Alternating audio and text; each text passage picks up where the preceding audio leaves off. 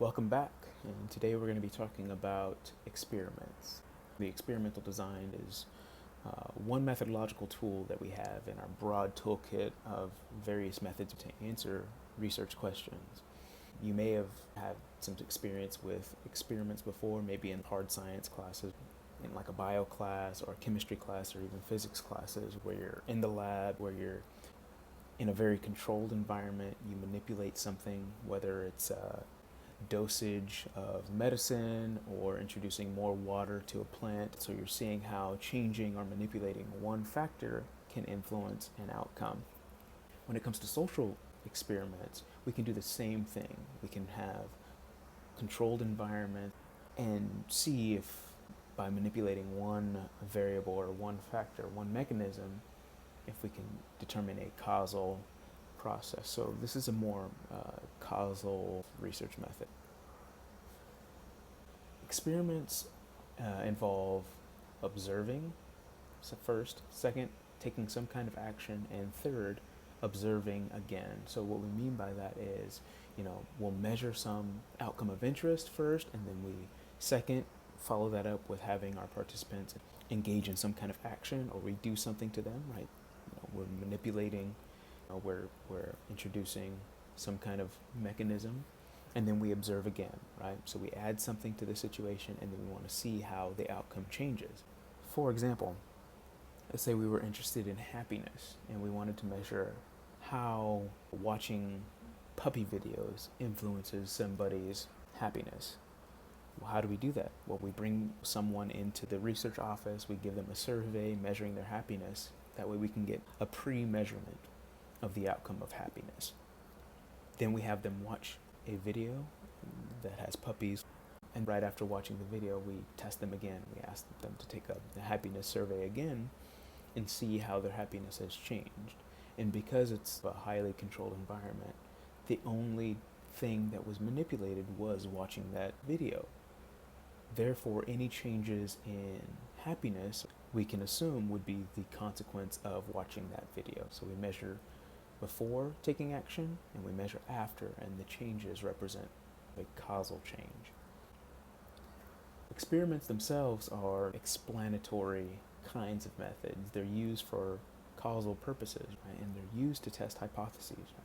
Let's say we had the hypothesis that learning about Muslim contributions to U.S. history will reduce prejudice. Well, how do we figure out if learning influences a reduction in prejudice? We first measure prejudice, then we expose our participants to a book or documentaries and videos that show Muslim contributions to the U.S., and then we follow that action up with another measurement of their prejudice, and we see if their prejudice has been reduced. Right? So that's how we'd use the experimental design to attempt causation. In this idea of the classical experiment, we have first independent and dependent variables. We've talked about those before. Pre-tests and post-tests, and then the groups, experimental groups, control groups. So again, independent and dependent variables, one's the cause, one's the effect, independent being the cause, dependent being the effect, but in the experimental design, they're defined a little bit differently. Here, the independent variable is known as the stimulus. We can call it the cause, but it's the mechanism that you're adding, the action that you're taking. We can think of it as a treatment that somebody is getting where the researcher is intervening. And it's usually dichotomous. It's either present or absent. Maybe these people are exposed or they're not exposed. If we think back to the example of measuring prejudice, our independent variable, our stimulus, would be the documentary or the film, or learning about contributions to United States history. So that would be the stimulus, watching the video.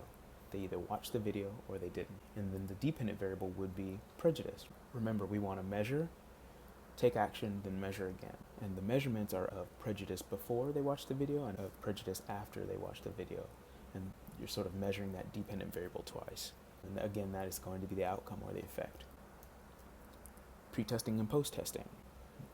As I just mentioned, pre-testing is measuring that outcome, that dependent variable, before somebody's exposed to the stimulus, that video, a documentary film.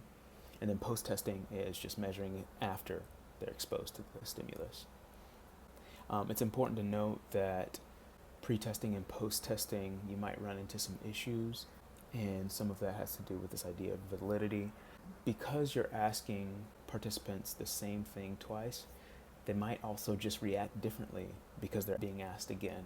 So there are some steps that you can take to combat social desirability responses. There are some steps you can take to combat changes in how people respond simply because they're taking that survey or being asked to measure the prejudice again. We have the experimental groups versus the control groups. The experimental group consists of those participants who are exposed to the stimulus. So that independent variable, that stimulus, that video is present. This means that people in the experimental group are going to watch the documentary film. The control group is a group of participants who resemble everyone in the experimental group. However, they are not exposed to the stimulus. So experimental group gets the stimulus, control group does not get the stimulus. So experimental group would watch the documentary film, control group would not. Oftentimes in social research, what we want to do is make sure that people in the experimental group and the control group think that they're both a part of the experimental group. So instead of giving participants in the control group nothing, we give them what we call a placebo, or something neutral that's not intended to affect the outcome. So what do? For the experimental group, we'll have them watch the documentary film that depicts Muslim contributions to the United States.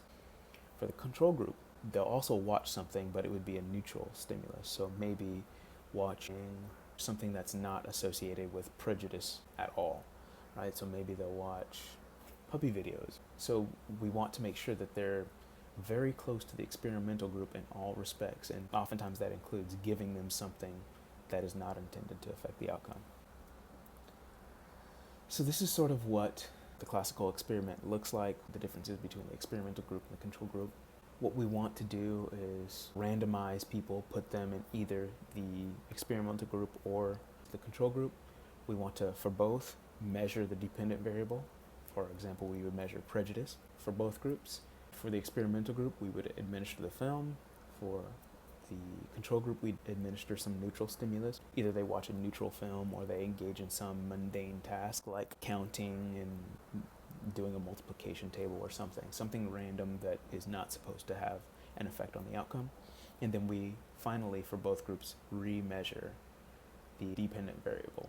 And what we really want to see is for the experimental group, there's a much larger change between their first measure and their second measure when we compare that change to that of the first measure for the control group and the second measure for the control group.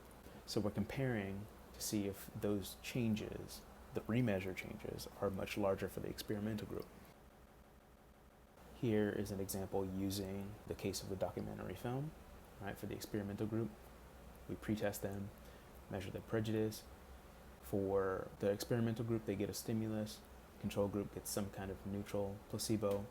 And then we compare experimental pretest and post-test, but we also compare the post-test for both groups. We should see some level of prejudice for the pretest, but we want that to decrease for post-test. We want to see essentially for the control group no change between pretest and post-test. In addition, we want to see a much smaller post-test prejudice score here than we would here, right, in the control group. And that would indicate to us that because these groups are randomly assigned, they look very similar to one another.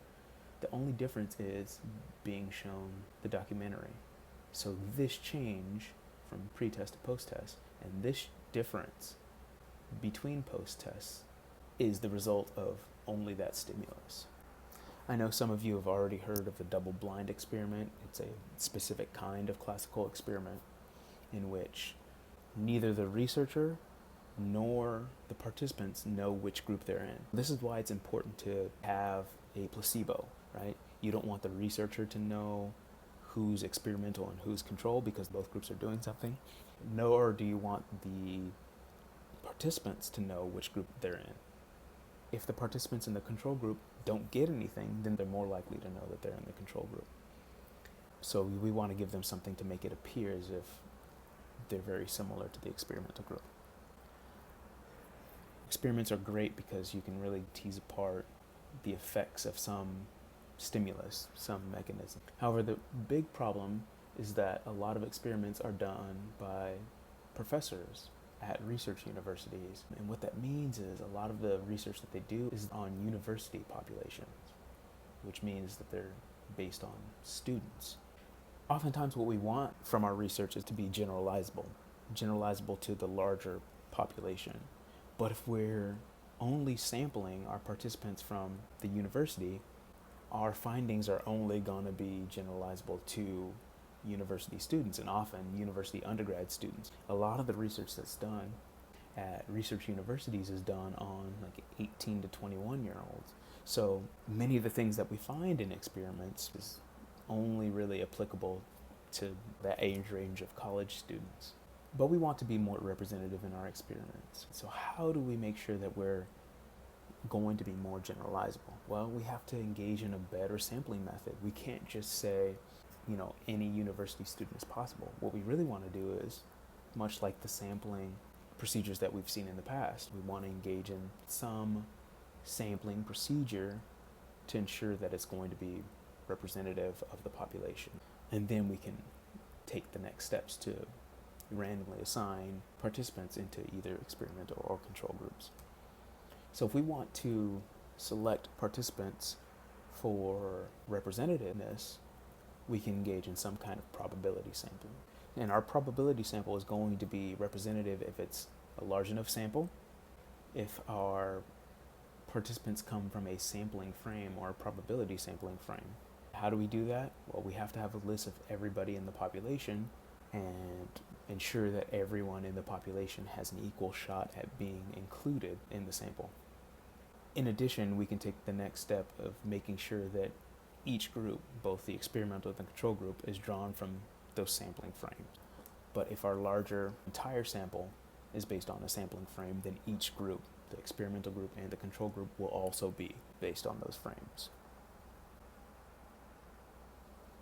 Oftentimes we can't do this. And why is that? Well, we don't have the resources to go out and create a probability sample. So one way around that is to select participants based on the similarities between the groups. So the idea here is, if people are randomly assigned to each group, even though they don't look like the population, the groups themselves will look like each other. And if they look very much like each other, those findings can be extrapolated to some degree. So random assignment is one way of getting around the issue of having non-probability samples. Your findings are still going to be valid because you're not specifying that one person goes in experimental and one person goes in control group. You're letting people randomly be assigned to each group. And because of that random probability process, any findings you have are only going to be associated with the mechanism or the stimulus or the video that you're using. So your findings are going to be true. We can think of it that way. We can use a random number generator to assign people to each group, and we want to ensure that people have an equal chance of being included in each group. Even if both the experimental and control groups are mainly university students, you're going to have a variety of types of university students based on that sample. You might have a variation across races, across ethnicities, across ages, across sex, across gender expression. You're going to have a bunch of different categories of people within each group. And because of that, all of that variability increases the likelihood that they're going to look relatively similar if they're randomly assigned. Finally, the last method of selecting participants for similarity and not representativeness is quota matching.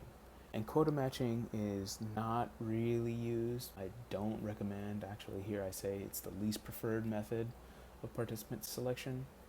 Basically what you're doing is saying, I want to divide up the sample into a bunch of different strata or a bunch of different relevant characteristics: sex, age, race, ethnicity, sexual orientation, political ideology. We can have all of these different things. If we want to slice and dice the population and say, if there's one liberal person in the experimental, we want one liberal person in the control group. If there's two conservative in the experimental, we want two conservative in the control. Basically, you're just figuring out the total number of people in each possible stratum, and then you're dividing them across control and experimental groups, much like this. So here we see everybody under 30 years old, so 12 white men under 30. So if there are 12, we put 6 in the experimental, 6 in the control. 14 black or African American women who are 30 to 50, so we put 7 in experimental, 7 in control. So you're basically slicing and dicing all of the possible relevant characteristics across your whole sample.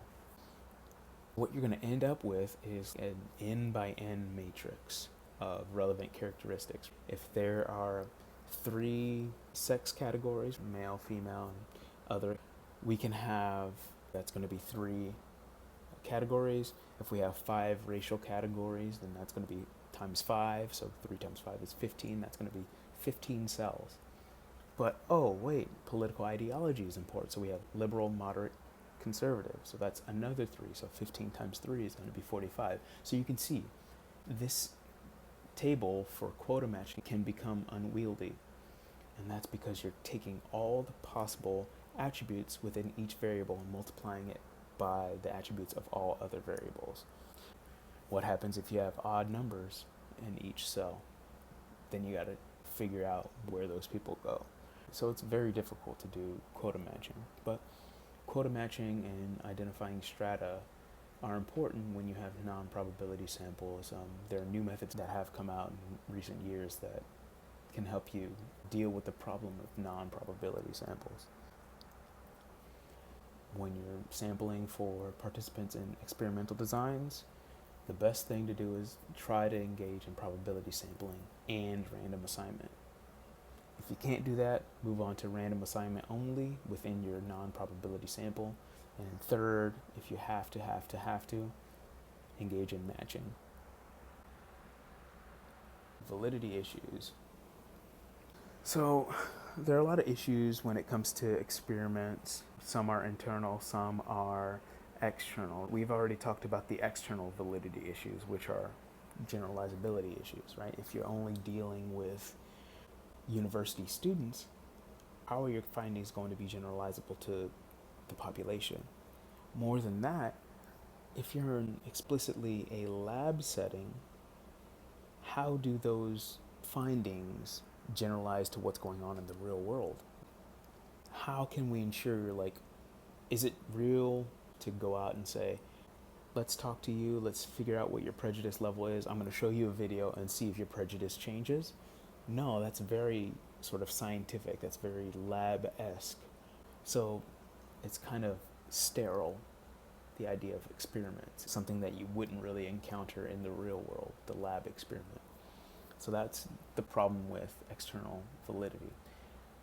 Internal validity issues are very difficult to deal with, and it's the possibility that any other thing can affect the outcome, anything else other than the stimulus. So let's say you bring people in, you measure their prejudice, show them a video, and then you measure their prejudice again. Well, other things can affect their level of prejudice. It could be their history with, maybe they themselves identify as Muslim. Instrumentation, that's basically the way that the questions are worded, that can have some effect on how people answer those questions.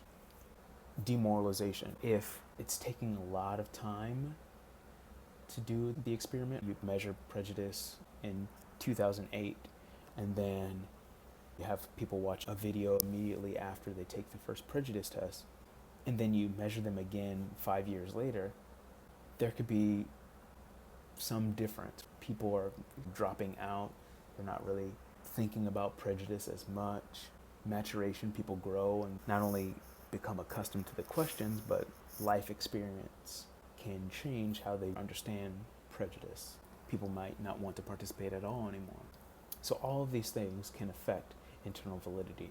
So that's why to deal with internal validity, what you want to do is measure, introduce the stimulus, and then within a reasonable amount of time, measure again. You don't want historical events to change things. What happens if somebody's measured on prejudice in August of 2001, and then September 11th happens, and then all of these ideas start affecting how people view Muslims in America. So it's really up to the researcher to figure out how to deal with these external and internal validity issues. One way of doing it is by engaging in the Solomon four-group design. So you'll notice here that Group 1 and Group 2 are very similar to the classical experimental design. Pretest, stimulus, post-test for Group 1, which is the experimental group. Pretest, placebo, or no stimulus, post-test would be the control group. However, you can engage in this four-group design by including two more groups. One, there's going to be Group 3 with no pretest, but they see the film, the stimulus, and they get a post-test. Group 4, which is going to be the new added control group, is going to get no pretest, no stimulus, but a post-test. Or they're going to get a placebo stimulus and a post-test. So basically, Group 3 and Group 4 are the same as Group 1 and Group 2, respectively, but they just don't have a pretest. And what you really want to see is that Group 1 should have decreased prejudice from pretest to post-test. Group 2 should be about the same prejudice from pretest to post-test. Importantly, Group 1's post-test of prejudice should be lower than Group 2's post-test. This prejudice level should be less than this prejudice level. And then we have this fourth comparison where we want this group's post-test, Group 3's post-test, to have less prejudice than Group 4's post-test. So basically, what we're pulling out is any effect that the experiment itself would have in the design. We talked about how being asked again in the post-test could affect how people respond. Well, if we don't ask them, then we can parse out how much is just the effect of stimulus on prejudice. And we're really interested in seeing how this post-test for Group 3 differs from post-test for Group 1. So that would be a fifth comparison. But this is one way, and you can read more about the Solomon four-group design in your text, but that's one way of dealing with it. All right, we have a bunch of types of classical experiments. We have the traditional lab experiments where participants are required to come into the lab to participate in the research study. So they're coming into an office or they're coming into an actual chemistry lab and then watching the stimulus, watching the video, or taking the survey. This is what we typically think of as a traditional lab experiment or the traditional classical experiment, much like you see in chemistry labs where the stimulus is adding more of a compound or more of a solution or more of a drug and seeing how it affects the outcome pre and post action. But more often than not, we have in social science research what we call the field experiment, where the experiment takes place outside the lab or it takes place in the real world. Political scientists do this a lot where they're engaging in field experiments where the stimulus and the measurement instruments are sent to participants, either through the mail or via web. So they're using internet links or websites or emails. The issue here is that many times researchers using the field experiment model, they rely on non-probability samples. So you may have heard of Amazon's Mechanical Turk or MTurk. You could send out an email blast or host a survey with some video attached to it, which would be your stimulus. Send it out to MTurk and have participants engage in that. You can have web-based surveys that you're sending to a sample of people via Qualtrics, which you may have heard of. Google Forms is one way of doing it. You can even use SurveyMonkey or Lime Survey to send out a survey attached to some kind of stimulus. So those are another way of engaging an experiment. And again, the lab experiment is mostly associated with the hard sciences, whereas field experiments are really social sciences, econ, poli-sci, psychology, sociology, and the like. We also have this thing called a quasi-experiment, which basically the stimulus itself isn't under the control of the researcher. The stimulus naturally occurs. There are colleagues of mine who do natural experiment research, and these are typically like disaster researchers. So that treatment or that stimulus is something that's occurring naturally, it already happened, and it's not under the control of the researcher. So you might want to say, I didn't have time to get a pretest, but I want to see how people reacted to Hurricane Laura. So what you do is the event happens, the stimulus happens, and then you send out a measurement instrument to the people who experienced it. And you want to see whether or not there was a change compared to people who didn't experience the natural event. So you'd randomly sample, you send some surveys to people who lived through Laura. You'd send some to those who didn't live near, and then you see if there are differences between the group. So that's very similar to the last two groups of the Solomon 4-group design. It's quasi-experimental in that there's no pretest, but it's also quasi-experimental in that the researcher themselves are not in control of that stimulus. So some of the strengths of experimental designs: you can isolate causation in that independent variable. You can say, because I have control of the stimulus and I'm measuring pre and post without anything going on in between, I know that any changes from pre to post are going to be the result of that stimulus only. And then experiments are cool because you can replicate the findings. Other researchers can do the same experiment with different populations and see if they're finding the same thing. Weakness is that external validity problem, what we call artificiality. And that is, again, because it's a lab setting, people might not feel like it's the real world. So it's important to keep that in mind when you're engaging in experimental designs. But at least for me, I think experimental designs are great because you can isolate that causal process, which is what we really want to do. We want to get towards causation. Finally, with experiments, there may be some deception involved. Think of the prejudice example we've used throughout this entire series of slides. People may not know that they're being asked about prejudice, but you measure their level of prejudice, then they have them watch this video, and then when they get to the post-test, they may start thinking, oh, maybe this is about prejudice. If you tell them beforehand, before they engage in the pretest, the post-test, and the stimulus, it may affect their responses. So oftentimes we don't tell them what's going on until after the fact. So this is what we call deception. We're not really being fully upfront or truthful with that process. So after the fact, the ethical thing to do is to debrief them and tell them, hey, this is what the study was about. You're being measured on your prejudice, and the stimulus was intended to affect your perceived prejudice level. And then it's obtrusive in that you're being really intrusive into people's lives.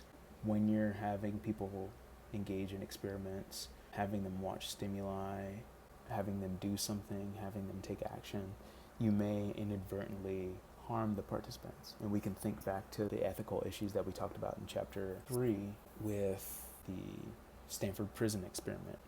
You may harm people by engaging them in these research processes. So these are important things to keep in mind as you move forward, but generally we want to remember that experiments are designed to do pretest, stimulus, post-test in an attempt to identify causal processes towards answering your research questions.